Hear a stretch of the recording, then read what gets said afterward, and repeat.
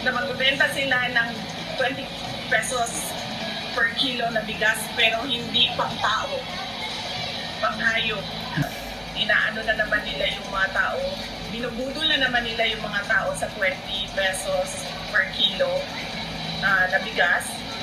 At magdududa ka dahil bakit Visayas lang? Hindi Mukhang isa na namang pangbubudol ito. Kaya dahil daw sinimulan doon sa Cebu itong pagbebenta ng murang bigas na pinangako ni BBM, kulelat pala sila dito. Kaya yun ang sinasabi, baka pagkaraan ng ilang araw, nga na naman ang mga Pilipino. Baka mag-iyak na naman ang mga Pilipino. Dahil ang pangakong ito, parang very alarming. Dahil tinataon na eleksyon. Pangako para sa eleksyon. Ganito inilarawan ni Vice President Sara Duterte ang timing ng pagbebenta ng halagang 20 pesos kada kilo ng bigas sa Visayas Region. Ayon sa pangalawang Pangulo, isa itong estratehiya para manalo ang mga kandidato sa ilalim ng alyansa para sa bagong Pilipinas. promise na naman yan sa mga tao na alam mong para lang sa eleksyon at para lang sa kanilang mga senators, para manalo yung kanilang alyansa kuno na iniwanan naman din sila nung dalawa nilang kandidato dahil kakaalam ko walang direksyon yung kanilang alyansa.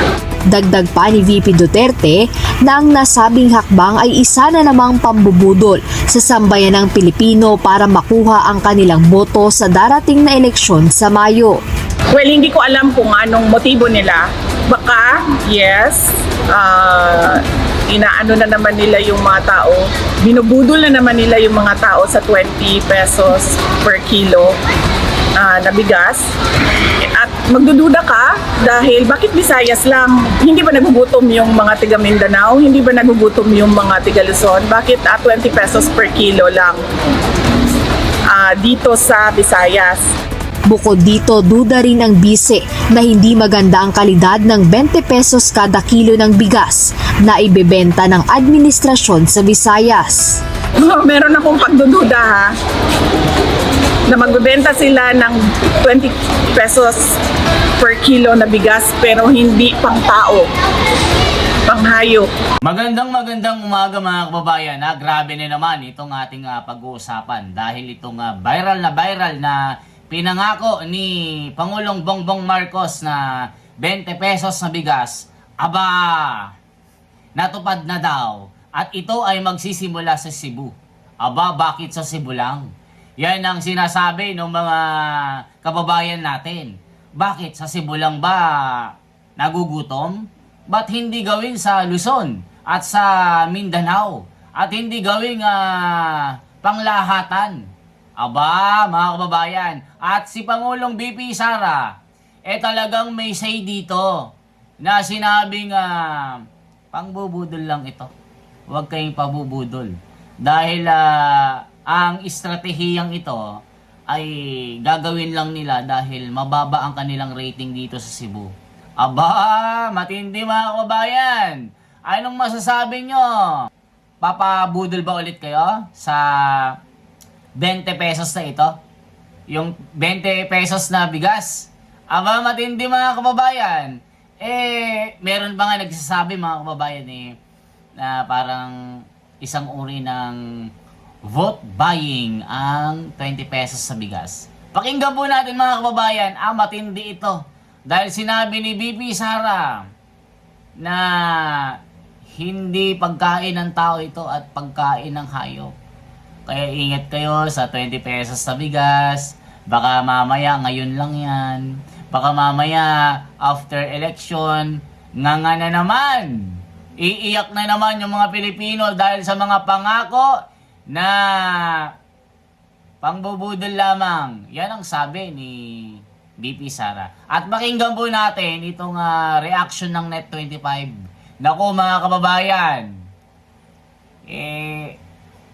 mabubudol ba tayo ulit? Aasa ba ulit ang mga Pilipino? Ito na ang pakinggan po natin. At kumbaga ay sabihin natin isang Direk, unahin natin yung naano na nagsabi. Ang totoo nagsabi yung si BP Inday Sara. Yun. Ay, lilig ko na, baka kasi magkamali. Hindi hinahanap eh. Ayan. Unahin natin yung statement ni BP Inday Sara. Graphics lang ba yun? O sige, ipakita natin. Ang statement. Ayun, Nelson. Ito pa. Sabi niya, meron akong pagdududa na magbebenta sila. Ay, Medyo naman ako. Baka magalit si BP. Sabi, hindi mo meron po siya. akong pagdududa na magbebenta sila ng 20 pesos per kilo na bigas pero hindi pang tao, pang hayop. Nako po. Masakit namang ganyan yan, ha? Oo. Pag sinabi natin na 20 pesos per kilo ng bigas, yung pwedeng kainin ng tao, hindi mga baboy, hindi mga hayop ang mga Pilipino. So yung sabi ni BP Inday, yung 20 pesos, baka pakain sa baboy. Kung ito, Jen, ha, yung ang siguro tinutukoy niya rito, kung talagang bigas na bibilhin mo, Oo. yung cost ng bigas, Kung yung 20 pesos na na 20 pesos, yun ang halaga. Kasi, Kasi puro broken yun eh. oo, kung hindi mo kasi isa-subsidize yan, Oo. kasi ito hindi naman talaga 20 pesos yung bilhin nila, di ba? Totoo. 40 o mahigit pa eh. Ibibenta lang nga ng 20. Oo. Yan. Kaya yun ang binabanggit dito. Eto Oo. pa, promise na naman yan para sa mga tao, para sa eleksyon. Oo. Alyansa kuno na iniiwan naman din sila ng dalaw-dalang kandidato. O nga, no? Oo. Walang direksyon yung kanilang alyansa. Well, hindi ko alam kung anong motibo nila. Baka binubudol na naman nila yung mga tao sa 20 pesos per kilo na bigas. Magdududa ka, bakit sa Visayas lang? Oo. At bakit merong meeting sa Cebu Capitol?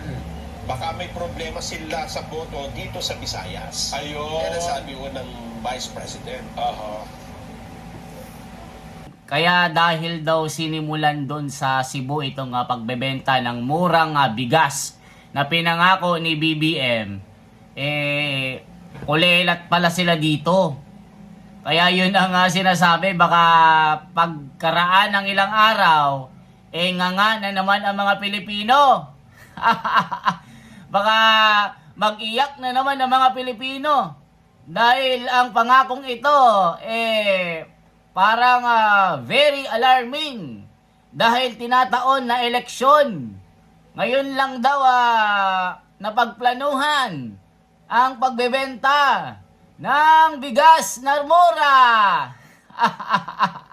Kayo na ang humusga at pakinggan pa natin yung sinabi ni BP Sara. Mabigat ito mga kababayan. Kaya kayo ho ba, papabudol ba kayo dahil lang sa murang bigas? Pakinggan po natin si BP Sara. Mukhang totoo itong mga sinasabi ni BP Sara Mukhang isa na namang pangbubudol ito.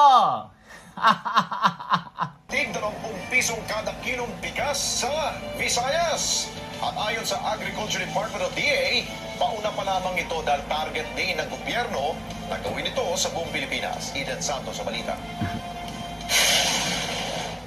Pagkatapos ng halos 3 taon sa pwesto ni Pangulong Ferdinand Marcos Jr., sa wakas makakabili na ang publiko ng 20 pesos kada kilo ng bigas. Yan ang inanunsyo ni Department of Agriculture Secretary Francisco Chu Laurel Jr. kasunod ng isinagawang closed-door meeting kasama si Pangulong Ferdinand Marcos Jr. at 12 Visayas governors sa Cebu Provincial Capital.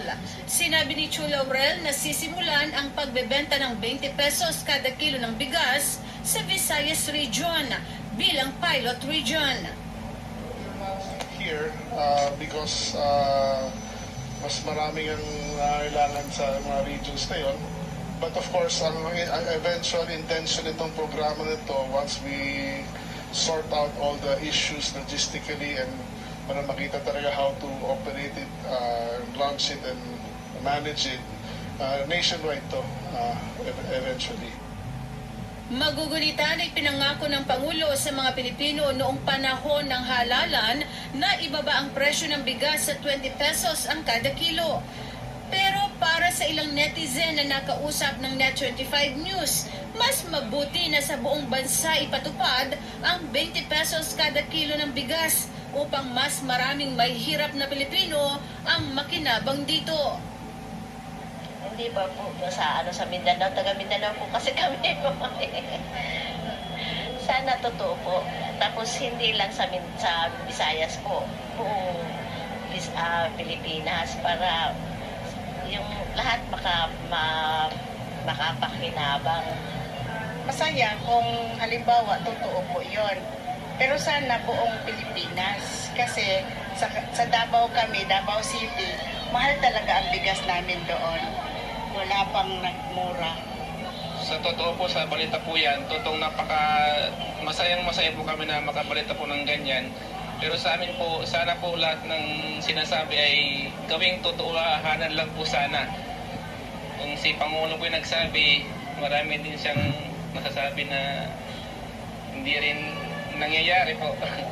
Kaya sana po maging totoo po yung sinasabi nila yan na sana buong sa Pilipinas ay magawa po yung pagbabalat ng mga presyo ng bigas para lahat po ng Pilipino ay makinab. Paliwanag naman ng kalihim na mas maraming nangangailangan ng murang bigas sa Visayas Region. Sa ngayon, parang napagkasunduan in essence is 10 kilos per week. So 40 kilos per month until December. Pwede pang i-stretch siya hanggang February. But our President has given the directive to the Department of Agriculture to formulate this to be sustainable and ituloy-tuloy hanggang 2028. Ngayon lang natin i-launch ito. Bakit ngayon lang? Nilinaw naman ito na may dalawang template sa bentahan ng 20 pesos kada kilo ng bigas. Anya, maaaring bumili ng 5 kilo ng bigas kada linggo ang bawat pamilya at 10 kilo kada linggo. Medyo mas pangit sabihin but mas Ayan mga kababayan, viral na viral itong 20 pesos na bigas. Bakit ngayon lang? Itinaon na malapit na yung eleksyon. Ayan, pakinggan po natin ang masasabi ni VP Sara dito sa sikreto ng 20 pesos na bigas. Ibubulgar niya ang sikreto. Bakit nila ngayon naisipan na ibenta ang murang bigas? Pagkalipas ng 3 taon mga kababayan, ngayon lang daw mararanasan ang 20 pesos sa bigas. At bakit? Election Day. Aba, may naaamoy tayong sabi nga ni VP Sara, pangbubudol daw. Pangako para sa eleksyon. Ganito inilarawan ni Vice President Sara Duterte ang timing ng pagbebenta ng halagang 20 pesos kada kilo ng bigas sa Visayas Region. Ayon sa pangalawang Pangulo, isa itong estratehiya para manalo ang mga kandidato sa ilalim ng alyansa para sa bagong Pilipinas. Promise na naman yan sa mga tao na alam mong para lang sa eleksyon at para lang sa kanilang mga senators. Para manalo yung kanilang alyansa kuno na iniwanan naman din sila ng dalawa nilang kandidato dahil kakaalam ko walang direksyon yung kanilang alyansa. Nako po! Dagdag pa ni VP Duterte na ang nasabing hakbang ay isa na namang pambubudol sa sambayan ng Pilipino para makuha ang kanilang boto sa darating na eleksyon sa Mayo. Well, hindi ko alam kung anong motibo nila. Baka, yes, inaano na naman nila yung mga tao, binubudol na naman nila yung mga tao sa 20 pesos per kilo na bigas. At magdududa ka dahil bakit Visayas lang? Hindi ba nagugutom yung mga tiga Mindanao? Hindi ba nagugutom yung mga tiga Luzon? Bakit 20 pesos per kilo lang dito sa Visayas? Bukod dito, duda rin ng bise na hindi maganda ang kalidad ng 20 pesos kada kilo ng bigas na ibebenta ng administrasyon sa Visayas. Meron akong pagdududa na magbebenta sila ng 20 pesos per kilo na bigas pero hindi pang tao, pang hayop. Nako po! 20 pesos per kilo na bigas, yung pwede kainin ng tao. Yan yung 20 pesos per kilo na binibenta, yung pinapakain sa baboy. Hindi mga baboy ang hindi mga hayop ang mga Pilipino. Kapag nagbenta kayo ng 20 pesos per kilo, bibili kami lahat kasi pwede siya kainin ng tao.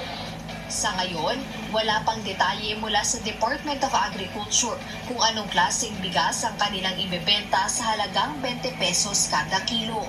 Nauna nang ipinahayag ng ahensya na sisimulan ang pilot implementation ng pagbebenta ng nasabing bigas sa Visayas Region sa susunod na linggo. Jed Neresina. Ayan mga kababayan, naku po, nakatikim na naman ng matinding banat itong 20 pesos na bigas na ito mga kababayan. Tila ginagamit daw na pangbudol itong murang bigas na ito. Bakit sa Cebu lang ito ibebenta? Hindi ba daw nagugutom ang taga Luzon? Sa Mindanao? Bakit sa Cebu lang? At tila very alarming dahil bakit ngayon lang daw ibinenta ito? Ngayon lang daw gagawin pagkalipas ng 3 taon. At itinaon na election day. At tila hindi pagkaing tao, kundi pagkaing hayop. Nako po, matindi ito mga kababayan. Ano kaya ang banat ng Malacanang dito? Sinagot din ni Manang Claire nyo ito. Sinagot ng Malacanang ang mga patikos ni Vice President Sara Duterte kaugnay ito sa pagbebenta ng kasulukuyang administrasyon ng 30 pisong kilong bigas ganon sa Visayas Region. Git ng tanggapan ng Pangulo, huwag sanang pairalin ang crowd mentality at huwag maging anay sa lipunan. Idan Santos sa balita. Huwag sanang pairalin ang crab mentality at huwag maging anay sa lipunan. Yan ang buwelta ni Presidential Communications Office Undersecretary Claire Castro sa pahayag ni Vice President Sara Duterte na bagong budol ng administrasyon ni Pangulong Ferdinand Marcos Jr. ang 20 pesos kada kilo ng bigas. Apila ni Castro sa mga tunay na leader at tunay na Pilipino na dapat ay suportahan ang kapwa Pilipino lalong-lalo na ang pinuno ng bansa. Panawagan pa nito na magkaisa ang lahat para matupad ng Pangulo at ng pamahalaan ng mga aspirasyon para sa taong bayan. Unang-una po, matagal na po nilang ini-issue na mukhang hindi kakayanin ng Pangulo ang aspirasyon na magkaroon at mag-deliver ng bigas sa halagang 20 pesos kada kilo. Ngayon po, na unti-unting natutupad ang aspirasyon na ito ng Pangulo. Bakit muli na naman silang nagsasalita, nagiging negatibo? Paliwanag naman ni Castro kung bakit sa Visayas ang pilot area ng 20 pesos na bigas. Unang-una po, maraming stocks po ang NFA sa nasabing lugar at sila po ang naunang magsabi ng pakikipag-cooperate sa Pangulo sa pagbibigay po ng subsidiya. Kaya po nauna po ang Visayas areas. Itinanggi rin ito na may kinalaman sa pagsadsad ng approval at trust ratings ni PBBM ang timing ng umano'y pagtupad nito sa campaign promise na ibaba sa 20 pesos ang presyo ng bigas. Wala po. Dahil bago pa po nagkaroon kung anumang survey, rating ang napapakita ngayon, noong pa po ito pinag-uusapan. Tiniyak naman ni Castro na maganda ang kalidad ng ibibentang bigas dahil 33 pesos kada kilo ang orihinal na presyo nito. Hindi porkit po mura ang bigas, sasabihin na panghayop ang nasabing bigas. Liliwanagin naman po natin. Ang ibebentang bigas ay yung bigas po na nabibili ngayon sa halagang 33 pesos. So wag po nating maliitin ang mga farmers natin dahil local farmers po manggagaling ang bigas na ito. Samantala, wala pang linaw kung lahat ng mga Pilipino, mahirap man o mayaman, ay makakabili ng 20 pesos kada kilo ng bigas. Ayan, mga kababayan, anong masasabi nyo dito? Itong banat ni BP Sara, anong masasabi nyo po at doon sa sagot ng Manang Claire nyo? Ba't kasi ngayon lang, Manang Claire, na tila ba itinataon na mababa kasi ang rating ni PBBM at lumagapak sa lupa na pumalo ng 17%. Kung ikukumpara dito kay BP Sara na 62%, matindi mga kababayan. Kaya maraming nagtataas ang kilay kasama ang ating minamahal na BP Sara. Mukhang isang uri ng pangbubudol itong 20 pesos na bigas na ito. Dahil matagal nang ipinangako ng gobyerno ito ng ating mahal na PBBM, ngayon lang pinapatupad. Ngayong eleksyon, dahil mababa nga ang rating. Naku po mga kababayan, anong masasabi nyo dito? Tadtarin nyo po ng comment ang ating comment section at sasagutin po natin isa-isa yan. Kaya mga kababayan, yan lamang po ang ating bahagi. Umiinit habang papalapit ang eleksyon mga kababayan. Dahil po sa pagsadsad ng rating ng Pangulo at itong partido niya na Alyansa Pilipinas, tila ginagapang ang paglulunsad ng murang bigas na talagang itinataon ito, na tinawag pa ni BP Sara na hindi ito pang tao, pang hayop. Mga kababayan, salamat po sa inyo. Sana matuto na tayo sa nakaraan. Huwag nang pabubudol. Okay po? Mabuhay. Yan lamang po ang aking bahagi. Pa-like, pa-share po at pa-subscribe. Mabuhay po.